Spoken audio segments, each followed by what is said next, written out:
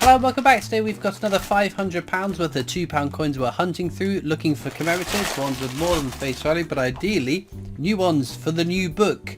It has been pointed out that in the last hunt I missed putting 2 coins into the book, Steam Locomotive and where is he? Lord Kitchener, wherever he is.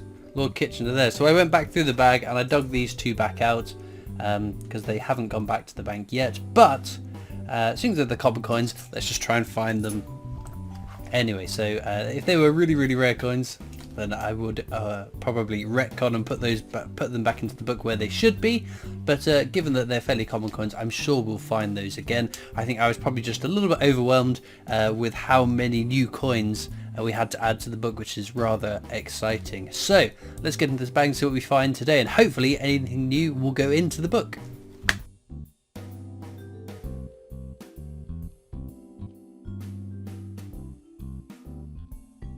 Right then, into the first bag. We can get them out. So that's the Definitive Technologies design. There are some lower mintages than others, just not low enough that I think that they're worth keeping. So we will just flip through these, looking for... oh! Hang about.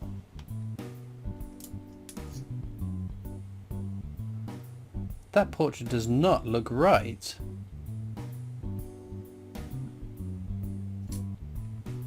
We got any other 2015? So we can compare like for like. No, we haven't got anything. Oh, that's 2014, so that's only a year off.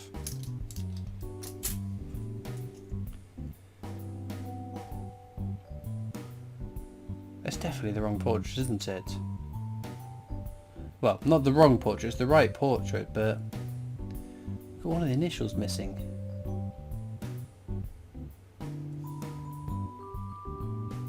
The Queen looks upset. That is definitely our first fake coin, I think.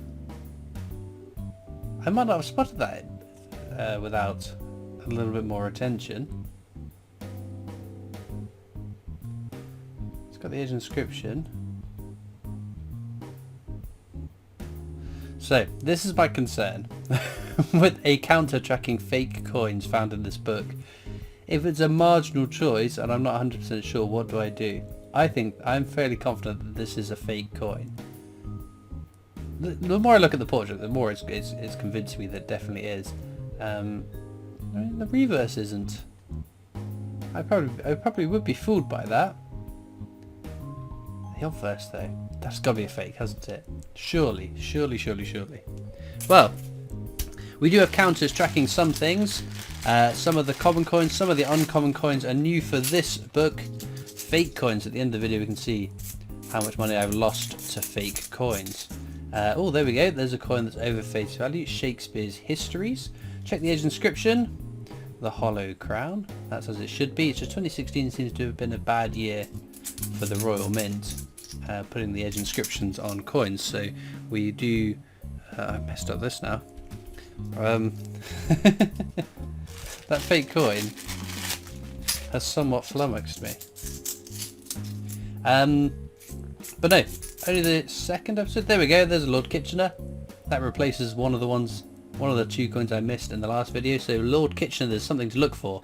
At the bottom, on the obverse, the head side, it should say £2, which on this one it does.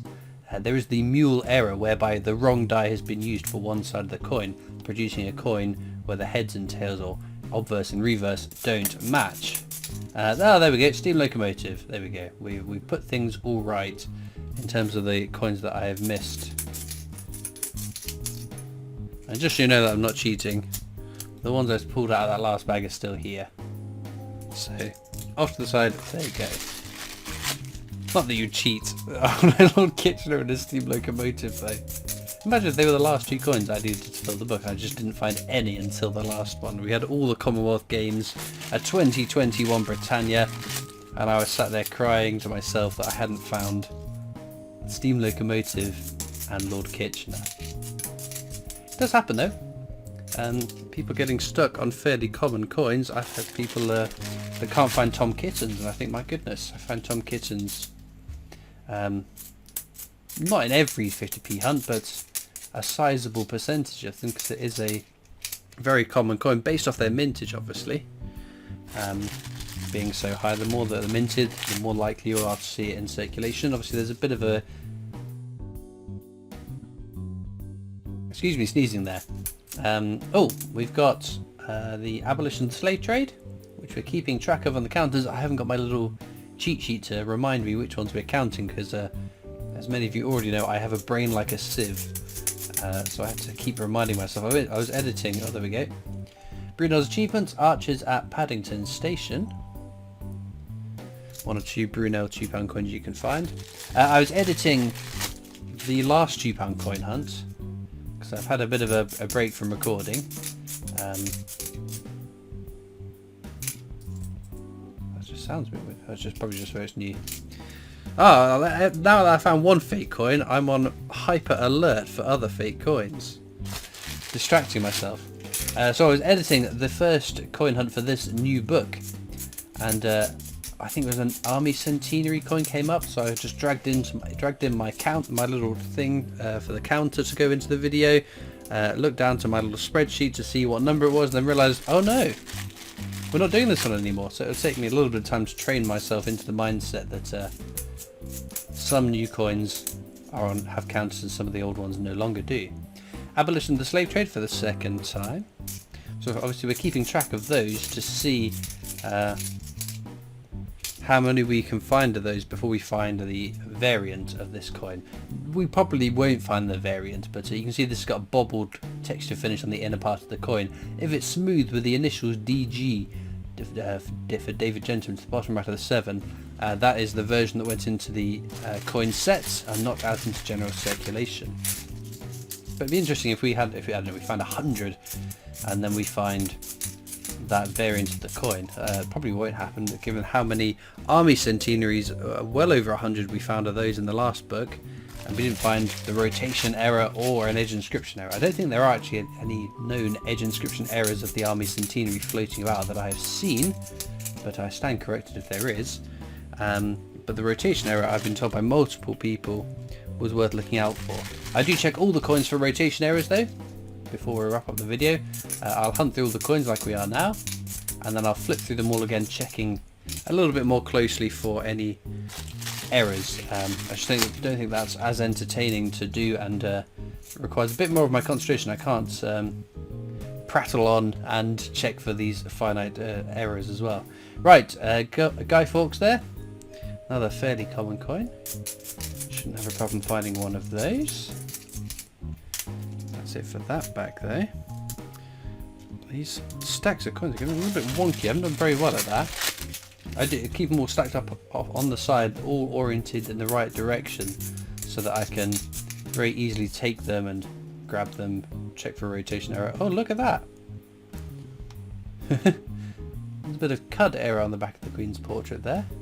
Now, so things like that, it's just a byproduct of the mass production of coins. They strike so many coins so quickly. There are bound to be some errors or some faults with the dies that are used. A minor little extra bump like that isn't going to add much or any value to the coin. But I'll keep it in my oddities box because it's kind of interesting. But that's the kind of thing that you see listed on eBay or pestered in coin Facebook groups or whatever. People finding these marginal slight flaws in a coin, hoping that they're worth thousands upon thousands of pounds, which unfortunately is not the case, unless you've got a real die-hard unintentional coin production pun there. Unless you have someone who really wants that error coin, that slight error. I don't even like calling it an error, because you say error coin, you think really valuable, rare coin, but it's more of one of the Royal Mint staff used the phrase anomaly, which I prefer much more. It doesn't have the sort of high value connotations that the word error has within numismatics. What am I talking about? Hey, so someone desperately wants one, they'll probably pay a little bit more than face value for it, but otherwise it's a very common coin. Speaking of common coins, we've got Brunel's Arches. Achievements at Paddington Station again. You can see this one's been nicked a bit. That's another thing you get to see people querying. This is obviously post-mint damage, so that's been banged up against something, or something's banged into it, dropped on the floor and hit something, I don't know, from a height at speed. Not a minting error. Just because a coin has damage doesn't mean it's a minting error. Charles Dickens there. That's a very common coin. Oh, we're flying through these. We've got an interesting range. We know at least 2 of them are new for the books. Again, I can't recall off the top of my head which designs, which commemoratives we need for the book. There are too many for my little brain to remember. So we'll wait till it narrows down to 4 or 5 before I start relying on my brain to recall what it is exactly that we're hunting for. There's something underneath my cloth or something. Very uneven, they won't stand together. But no, with this year rapidly running away with itself, we've still got a lot of things that are unaccounted for. 2023 annual definitive sets, nowhere to be seen. 2023 40 years of the pound coin, nowhere to be seen. This is in addition to the coins that have already been announced through Royal Proclamation. All the exciting commemorative coins continuing sets and whatever before the end of the year, and any surprises the Royal Mint might have up their sleeves before the end of the year they haven't already announced. I feel like it's going to be a rather expensive end to the year. Abolition of the slave trade again there. Again, that's the circulating version of the coin. I do like these coins where there are a non-circulating variant of the coin that you can tell, you know immediately if that slave trade is a circulating coin or one that's come out of a set. It adds a little bit of excitement to what is otherwise a fairly common coin. Like the Lord Kitchener Mule error, so that wasn't intentionally put in circulation, nor was the smooth finish abolition of the slave trade, but sometimes they slip in, don't they? Well then, we're on to the last bag of the hunt. We've had some interesting curiosities today. Links as ever are in the description of this video to my coin collecting Discord server if you want to come over and join that.